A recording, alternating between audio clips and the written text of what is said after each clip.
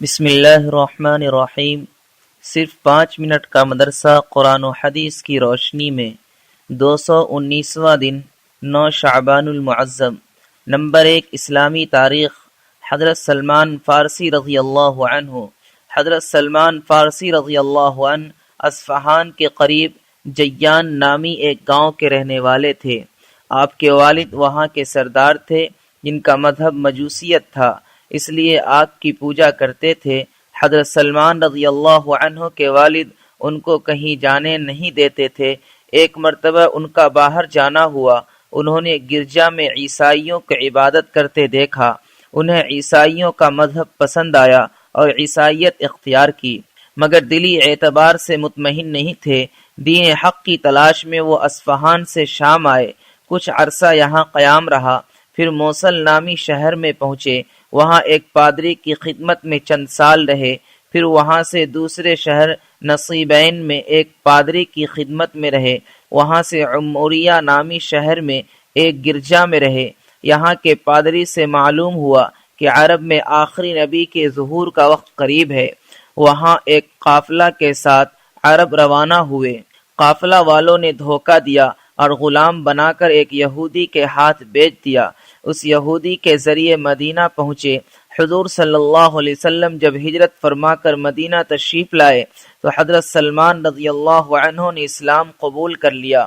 حضور صلی اللہ علیہ وسلم نے حضرت ابو الدرداء رضی اللہ عنہ کو ان کا دینی بھائی بنایا تھا۔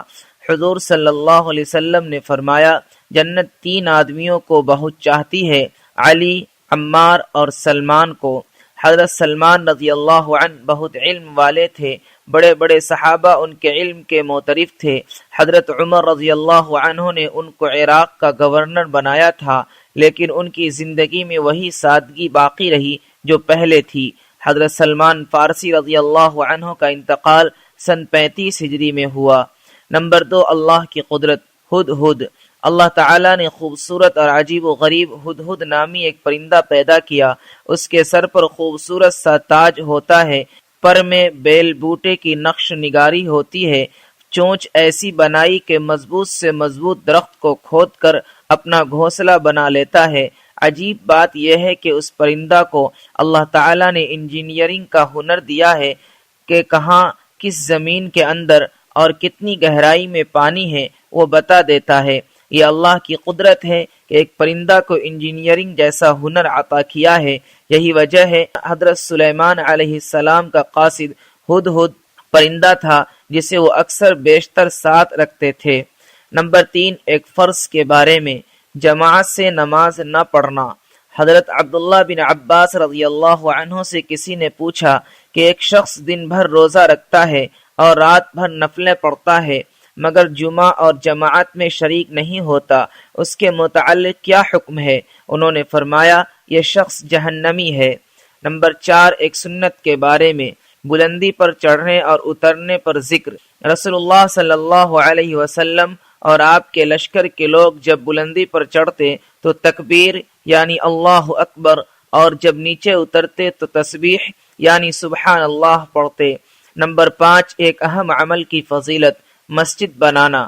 رسول اللہ صلی اللہ علیہ وسلم نے فرمایا، جس شخص نے اللہ کا گھر یعنی مسجد بنایا تو اس کے لیے اللہ اسی جیسا گھر جنت میں بنائے گا۔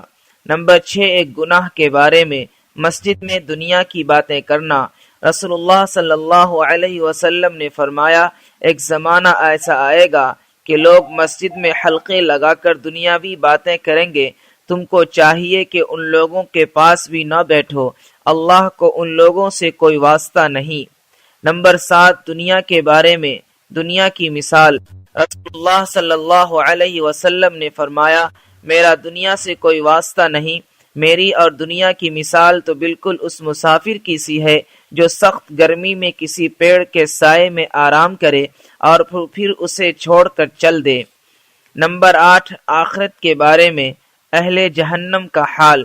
قرآن میں اللہ تعالیٰ فرماتا ہے، جو لوگ منکر یعنی کافر ہیں ان کے لیے دوزخ کی آگ ہے، نہ تو ان پر موت ہی کا حکم کیا جائے گا کہ وہ مر جائیں اور نہ دوزخ کا عذاب ہی ان سے ہلکا کیا جائے گا۔ ہم ہر منکر یعنی کافر کو ایسی ہی سزا دیا کرتے ہیں۔ نمبر 9، طب نبوی سے علاج، زہر اور جادو سے حفاظت۔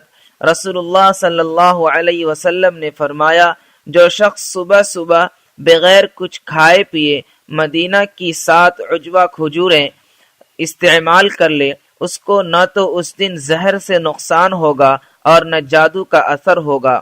نمبر 10، کی نصیحت۔